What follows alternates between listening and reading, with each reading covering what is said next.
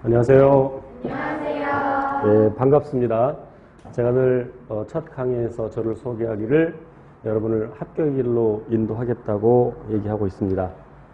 제가 이끄는 대로 따라오시고 그리고 꼭 복습 잘 하시고 자기 걸로 만들어야 됩니다. 학습이라는 것은 제가 이제 한자 세대가 아니라서 읽을 줄 아는데 쓸 줄은 잘 몰라. 배울 학에 익힐 습자죠. 별로 호응을 안 해주네? 그죠?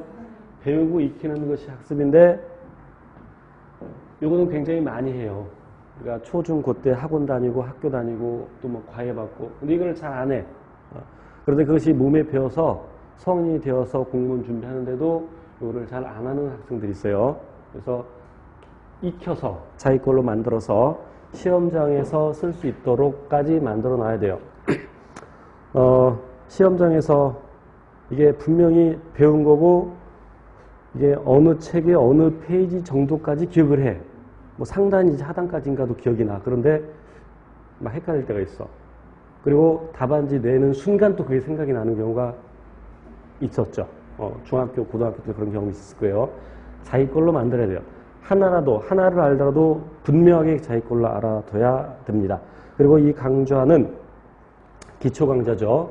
그래서 이제 생물을 고등학교 때 아예 안 했거나 문과라서 또는 공부한 지 오래되고 졸업한 지 물론 대학 때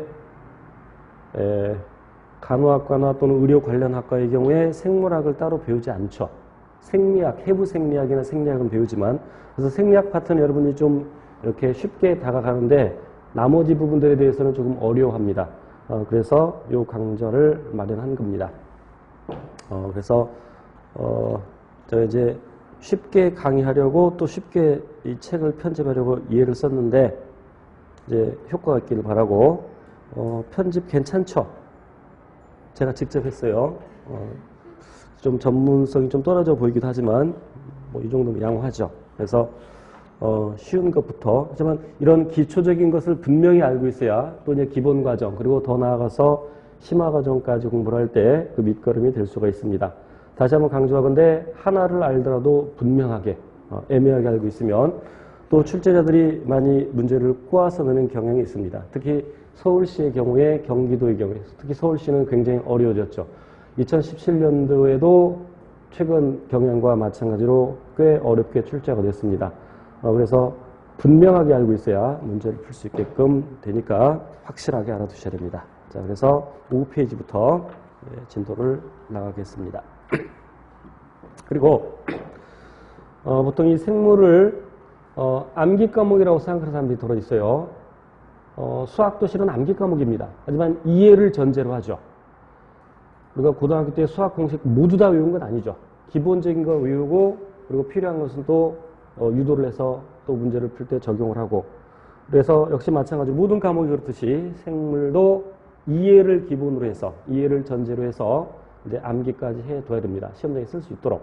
그래서 저는 이해 위주로 강의를 할 것이고 그러나 때에 따라서 이해가 어려운 것도 있습니다. 실은 이 생물학 전반에 걸쳐서 저도 이해하지 못하고 그냥 암기하는 것들도 물론 있습니다. 그래서 그런 경우는 어쩔 수 없습니다만 특히 이제 분류 쪽에 가면 이제 암기하는 것들이 꽤 많으나 그런 부분들도 가급적이면 제가 이해를 시키도록 노력을 하겠습니다.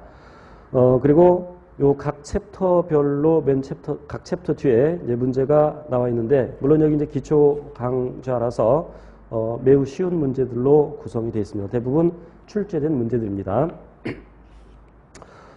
그런데 답은 없습니다. 그래서 답은 제가 카페에 올리거나 아니면 이제 이 시간 안배를 찾아서 뭐 수업 시간의 문제를 다룰 수도 있고요. 자, 우선 이제 5페이지 가서 이제 공부를 하겠습니다. 생명과학이라는 것은 말 그대로 우리 생명체, 그러니까 사람, 생명체의 대표적인 예를 사람으로 들 수 있겠죠. 그래서 살아있는 생명체에 대한 것이 생명과학이다. 그럼 생명과학을 어떻게 연구하느냐?